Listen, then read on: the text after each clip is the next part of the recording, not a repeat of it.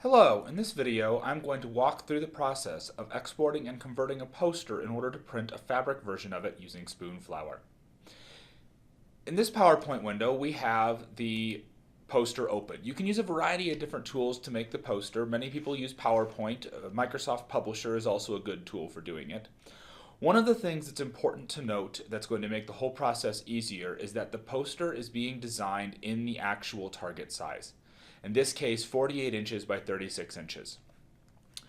You can design it at other sizes and rescale, but it's going to be easier to get everything right if you're designing your poster with a PowerPoint slide or a publisher document that's the full size of the intended poster.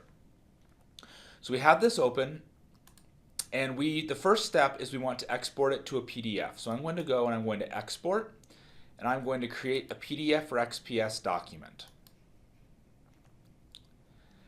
Then standard publishing and printing is the option we want there. We do want to go into options and do a couple of things. First, we want to turn off ISO 19 PDFA compatibility because that can break some of our colors. So with that turned off, we're going to click OK, click Publish. Now we have a PDF file for the poster. We'll go and we'll look at our PDF file. We can see that it opens, everything looks fine there. We do want to go to File and Properties and double check the PDF properties to make sure it's the correct size. And it's exported to 48 by 36 inches. And that lets us know that we actually have a full-size PDF that we can use as our starting point for the poster. Now, Spoonflower doesn't take PDF files, so we need to convert this file into an image file. And the easiest way to do that is to use the GIMP. So I'm going to go to File and Open. I'm going to go navigate to the file I just exported. And I want to open it, and Spoonflower uses 150 dpi images. So we want to export at 150 dpi for 48 by 36. That's going to give us this pixel size of 7200 by 5400. That's going to import the PDF file into an image. Now, when you print a fabric poster, you have to trim the edges of it. And in order to trim it, we need guide marks. And since this is a full 48 by 36 and fabric comes in yards, we actually want to reduce the size of this just a little bit so we can have the crop marks show up around the edges of it in yards. So I'm going to start by creating a new layer that's going to have that's going to be a background that is white. And this layer, I'm going to move it down to the bottom. And then I am going to right-click the other layer, the layer that has our PDF file, and I'm going to scale it.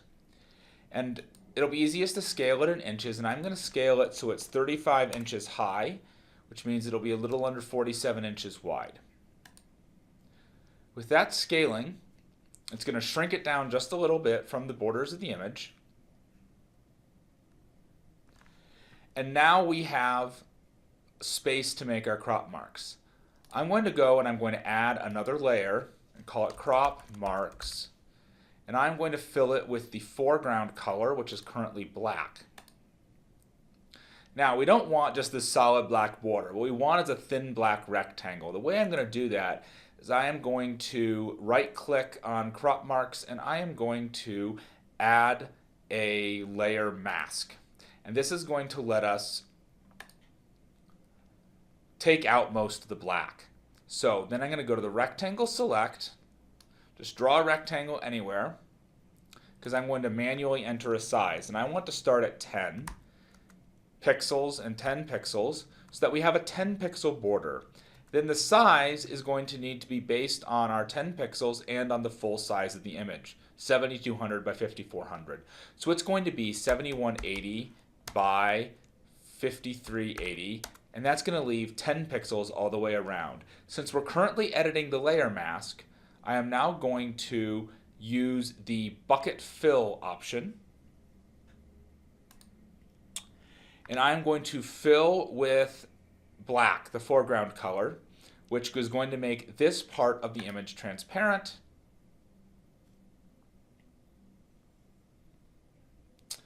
The result is that we now have a 10 pixel border around the entire edge of the image.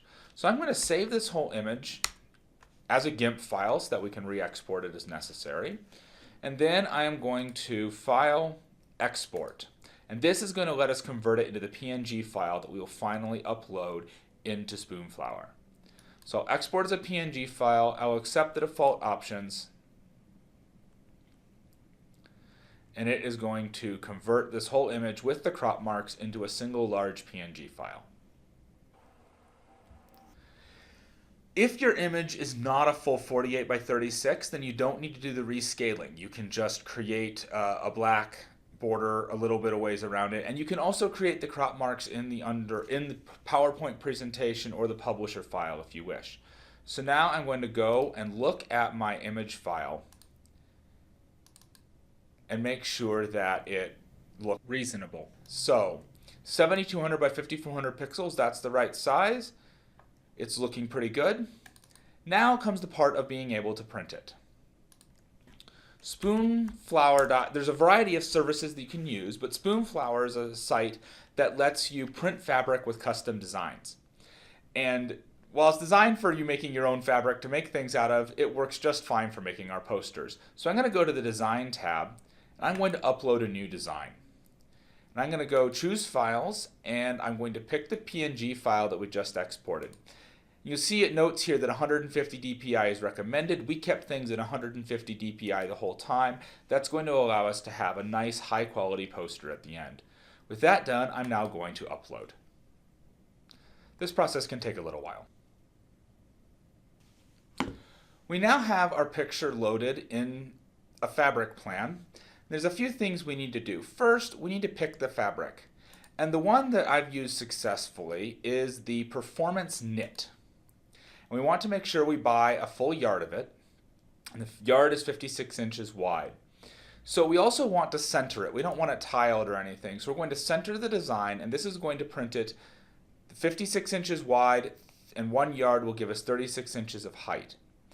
If your poster is taller than it is wide, you are going to need to rotate it before you upload it to Spoonflower, because the vertical versus horizontal on Spoonflower is fixed. Once this is all done, that's all we need to do. Performance Knit, we get a designer discount, we add it to our cart. We can then view our cart. We can complete the purchasing process like you do on any e-commerce site. The poster will arrive, and then it's time to trim it.